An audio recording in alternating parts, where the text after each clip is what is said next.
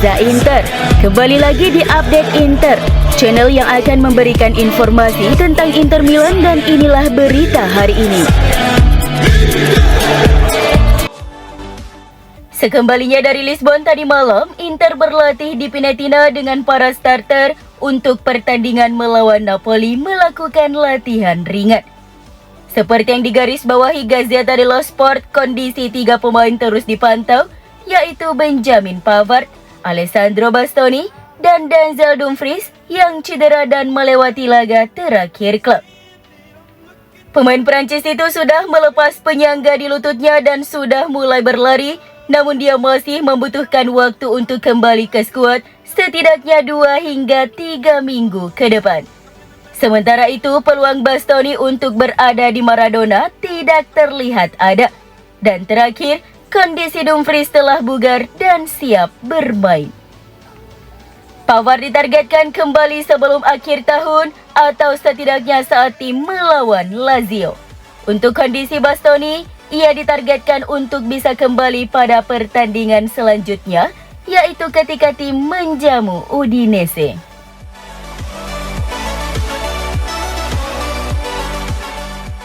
Dua punggawa Inter, Federico Di Marco dan Henrikh Mkhitaryan, dikabarkan akan menandatangani perjanjian baru sebelum memasuki akhir tahun 2023 ini.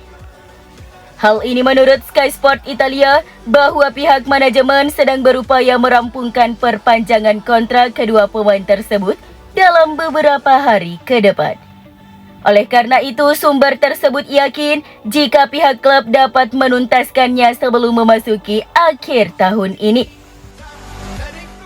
Di Marco dan Mkhitaryan sama-sama menjadi starter reguler di susunan pemain Inter besutan Simone Inzaghi.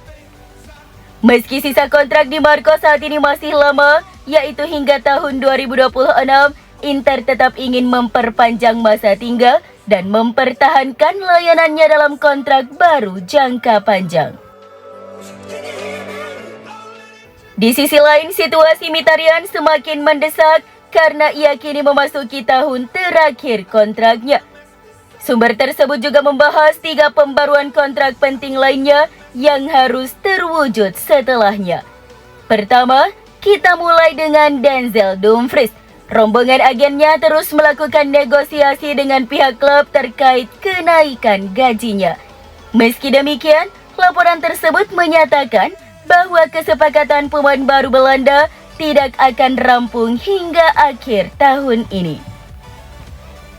2 bintang lainnya adalah superstar Inter Lautaro Martinez dan Nicolo Barella yang juga harus mendapatkan kesepakatan baru tahun depan, meski kontrak mereka saat ini berlaku hingga 2026.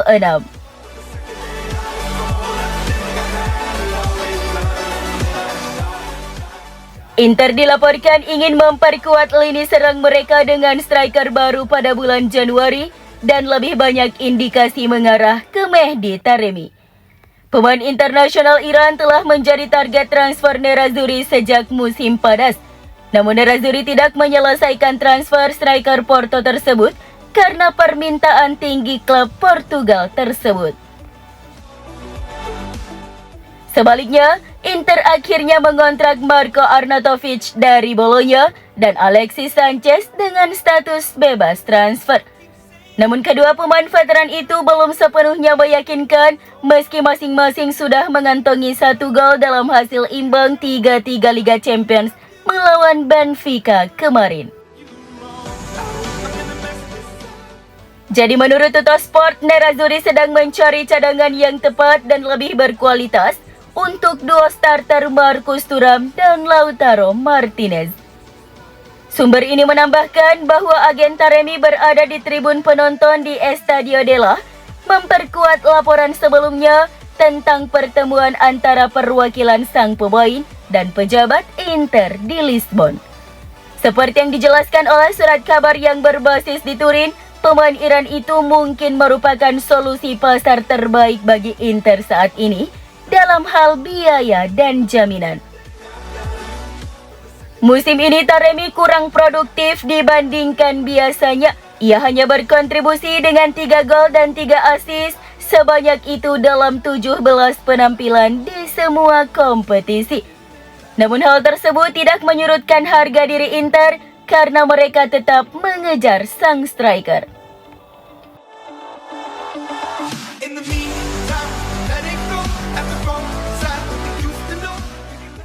Sebuah laporan dari media Italia merinci berapa banyak yang telah dikumpulkan Inter dari Liga Champions sejauh musim ini. Raksasa Italia itu memasuki kompetisi sebagai runner-up musim lalu. Sejauh ini, mereka melakukannya dengan baik dan dengan cepat mengamankan satu tempat di babak 16 besar. Menurut Calcio e Finanza, Nerazzurri kini telah mendapatkan setidaknya 62,36 juta euro dari partisipasi mereka di Liga Champions. Sumber tersebut menjelaskan bagaimana mencapai jumlah tersebut dengan mengungkapkan angka yang diperoleh melalui berbagai sumber. Inter mengumpulkan 15,64 juta hanya dari keikutsertaan di babak penyisihan grup. Peringkat historis klub menambah 20,5 juta poin. Selain itu, berdasarkan hak siar TV di Italia, tambahan 5,36 juta euro antara babak penyisihan grup dan babak 16 besar. Nerazzurri juga menghasilkan 10,26 juta dari hasil mereka di lapangan.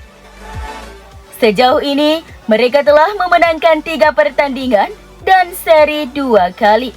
Terakhir, raksasa Italia itu meraup 9,6 juta dengan mencapai babak sistem gugur. Liga Champions menjanjikan imbalan finansial tambahan di setiap babak. Oleh karena itu, Nerazzurri berharap bisa meniru kesuksesan musim lalu dan melangkah sejauh mungkin di turnamen ini.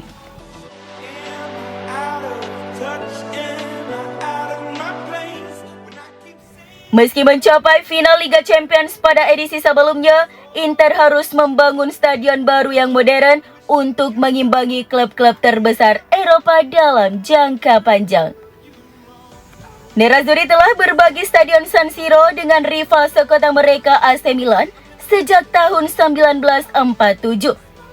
Seperti sebagian besar stadion sepak bola di Italia, stadion tersebut dimiliki oleh Dewan Kota sehingga membatasi pendapatan pertandingan klub.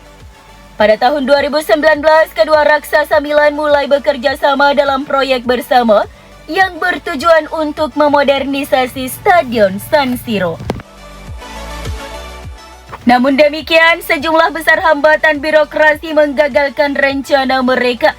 Awal tahun ini, pemerintah setempat memberlakukan pembatasan yang melarang pembongkaran stadion karena signifikansi sejarah dan budayanya. Klub menganggap tindakan ini sebagai halangan terakhir dalam proyek mereka dan kedua tim harus bergerak maju secara terpisah. Sejak itu, kedua belah pihak telah mengambil arah yang berbeda, masing-masing menjalankan proyeknya sendiri. AC Milan ingin membangun stadion baru mereka di San Donato, Inter membangun stadion di wilayah Rozzano. Kedua juara Italia 19 kali itu berharap bisa meresmikan rumah barunya pada tahun 2028 atau 2029. Tentu saja, memiliki stadion baru akan menjadi dorongan besar bagi klub di semua level. Meskipun Italia adalah salah satu negara sepak bola paling bergengsi, Italia masih tertinggal jauh dalam hal infrastruktur. Juventus dianggap pionir ketika mereka meresmikan stadion mereka sendiri pada tahun 2011. Oleh karena itu, para penggemar dan pengamat merasa sudah lewat waktunya bagi Inter untuk mengikuti jejak rival beratnya dan membangun stadion baru sendiri. Selain menghasilkan pendapatan lebih tinggi dan menawarkan pengalaman pertandingan yang lebih menyenangkan kepada pendukungnya, stadion modern juga berfungsi sebagai pusat berbagai kegiatan sosial, olahraga, dan hiburan.